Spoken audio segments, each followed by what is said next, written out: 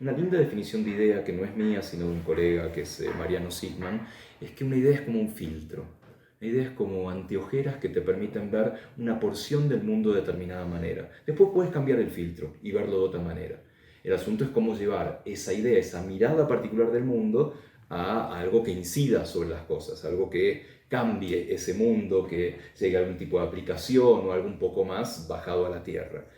Pero me parece que va por ese lado. Mirar el mundo en cierta manera es una buena definición de idea. Y la creatividad es, en todo caso, buscar maneras diferentes de hacer las cosas. No es inteligencia, porque la inteligencia te puede llevar siempre al mismo camino, siempre a la misma forma de mirar un problema, tal vez muy difícil de hacerlo, pero lo puedes hacer. Sin embargo, la creatividad es buscar nuevas formas de ver ese problema, tanto sea un problema cotidiano, o un problema científico, o una mirada artística. Entonces me parece que por ahí van las definiciones de ideas y de creatividad. Porque nosotros somos un poco nuestro cerebro y la interacción de ese cerebro con el mundo. Y las ideas se generan en el cerebro. Por lo tanto, claramente hay una neurociencia de las ideas, una forma de entender qué le sucede a ese cerebro cuando piensa cosas diferentes, cuando tiene un momento eureka, cuando puede compartir ese momento eureka. Por lo tanto, sí, no hace tanto tiempo la ciencia, y cuando digo ciencia me refiero a las ciencias naturales, no a las sociales, se ha metido con el mundo de la creatividad, de las ideas. Tal vez un poco de la mano de el auge de la psicología experimental en el siglo XX y más recientemente el auge de la neurociencia. O sea, la psicología entendida como el estudio de nuestro comportamiento, la neurociencia entendida como la base neural de ese comportamiento. Entonces me parece que es esa la ciencia, además está aportando a formas diferentes de ver el mundo. Uno podría pedir que la gente resolviera determinados tipos de problemas y analizar la actividad cerebral frente a esto, o ver qué camino sigue a través de un laberinto de palabras o de números o de ideas para llegar desde un estímulo o una propuesta hasta una solución. Y ahí es donde claramente hay una mirada científica. Lamentablemente nos falta casi todo, ¿sí? De hecho, hay una rama de la filosofía de la mente que propone que nunca lo vamos a entender. Es tan complejo el cerebro humano, es el objeto más complejo del universo conocido, que no nos alcanzan las leyes de la naturaleza, las leyes de la física y de la química para entenderlo. Es más, hasta le ponen nombre a esto. Dicen que hay unos problemas que son muy complejos, pero los vamos a llegar a entender. Cómo funciona una neurona, cómo se comunica con otras. Pero por otro lado, hay problemas que van más allá, como la conciencia, el pensamiento, ciertos aspectos de la percepción que no los podemos entender, y estos filósofos muy pomposamente le ponen el nombre el problema difícil, the hard problem. Los neurocientíficos no estamos de acuerdo con eso, en absoluto. Es muy difícil, pero no necesitamos otras leyes para entenderlo. De hecho, los ladrillos del pensamiento, de la conciencia, de la percepción, los entendemos perfectamente. Nos falta posiblemente un salto de mirada para ver cómo se genera algo tan complejo como la conciencia humana. Saber que estoy vivo, que me pincho y me duele, que veo un color y en mi cerebro se forma el color rojo. Nos falta un poco esa cuestión cualitativa o subjetiva de la actividad cerebral que da origen a lo mental. Lo que sí sabemos es que no necesitamos hipótesis alternativas, lo mental se basa en lo cerebral, de hecho es un epifenómeno, es una propiedad emergente de lo cerebral, pero nos falta todavía ese paso para comprenderlo. Hay muchas hipótesis, muchas investigaciones en boga, pero falta un buen trecho. Sin embargo, eso es lo lindo de la ciencia, de la zanahoria siempre se aleja un poquito más. Una buena pregunta científica es aquella que abre a nuevas preguntas, no se cierra con una respuesta. Y el tema de la conciencia, el pensamiento, la percepción es un claro ejemplo. Uno va generando preguntas y abriendo cada vez nuevas puertas. La neurociencia es un gran ejemplo de interdisciplinariedad. No existe el neurocientífico puro. Venimos o de la biología, o de la psicología, o de la física, o de las ciencias de la computación, o por qué no, de la filosofía. Un buen grupo neurocientífico tiene todas estas disciplinas que abrevan para tratar de entender este problema tan complejo. Así que sí, sin duda que necesitamos muchos ojos y muchas orejas para entender esto tan complejo. Ahora, si uno resumiera y spoileara un poco el libro, en una receta de dónde salen estas buenas ideas, es sorprendentemente sencillo y son 4 elementos, que son trabajo, trabajo, trabajo, disrupción. Uno sin el otro difícilmente llega a una gran idea. ¿Qué quiere decir trabajo, trabajo, trabajo? Que uno debe apasionarse por un problema, debe realmente ser experto en ese tema y que no existe nada parecido a la inspiración o las musas que te soplan una gran idea al oído. Las musas lamentablemente no existen, lo único que ha quedado de las musas son los museos que deben su nombre a las musas. Pero el trabajo solo tampoco te garantiza algo disruptivo. Por eso hay que darse el permiso de correrse. ¿Qué quiere decir correrse? Aburrirse, ir a tomar algo, salir a pasear, darse un baño de bosque, como lo llaman los japoneses, mudarse, ir en contra de su reloj biológico, dormir, todas disrupciones que tal vez logren que todas esas, las concepciones que uno logró durante ese trabajo tan intenso, pero que pueden estar aisladas en distintos lugares del cerebro, se conecten de manera de generar una idea nueva. Por otro lado, muchas veces esa idea nueva no es algo completamente original. En la mayoría de los casos es una concepción sumatoria de la creatividad, que es poner en el mismo lugar mundos que están dispersos, que tenemos frente a nosotros. Tenemos un teléfono, un micrófono, una mochila, un libro, los metemos en el mismo lugar y que surge. Y así tenemos invenciones maravillosas como la mochicapucha, una mochila con capucha incorporada, o la maleta con rueditas. Las maletas convivieron con las ruedas durante más de 1000 años, y juntarlas es un hecho tremendamente creativo. Por eso me parece que para eso tenemos que trabajar, ser expertos o en maletas o en rueditas, pero después salir a pasear y permitirnos esa disrupción, que es lo que solemos llamar inspiración, pero en realidad es el reflejo de todo el trabajo previo, tanto en nosotros como en los más jóvenes.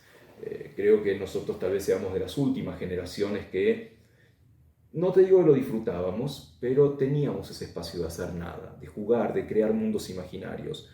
Los niños y niñas actuales lo siguen haciendo y uno va a un recreo de una escuela y sucede, pero hay tanto estímulo dando vueltas que compite de una manera bastante desigual con la probabilidad del ocio, la posibilidad del aburrimiento que puede generar nuevas ideas. Por lo tanto, sí, soy un gran defensor de esos momentos en los cuales aparentemente no ocurre nada, pero es ficticio.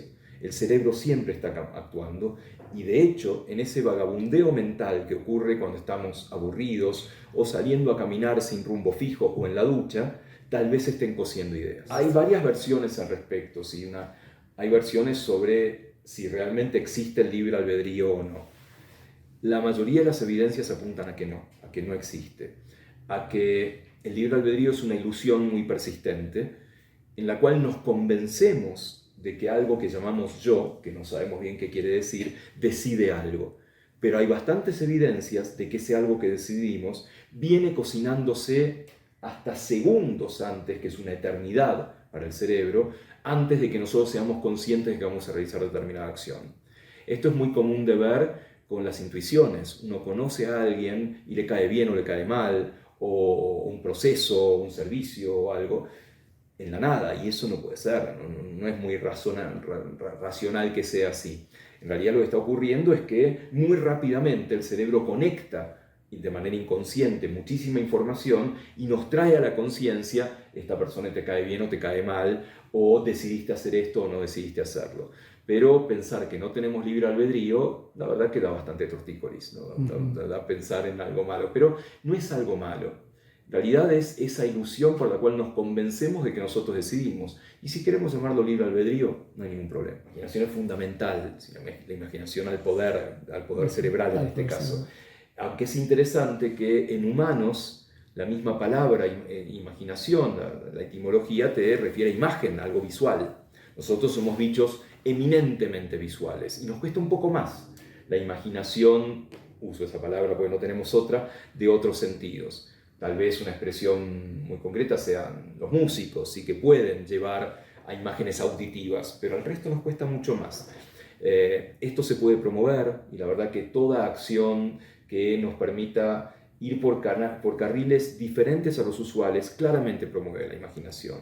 Si uno no es ducho para las artes y aún así en la escuela o en la vida personal se obliga a alguna actividad artística, promueve esa imaginación que tal vez la va a volcar en otra disciplina, dado que las artes no se le dan tan bien.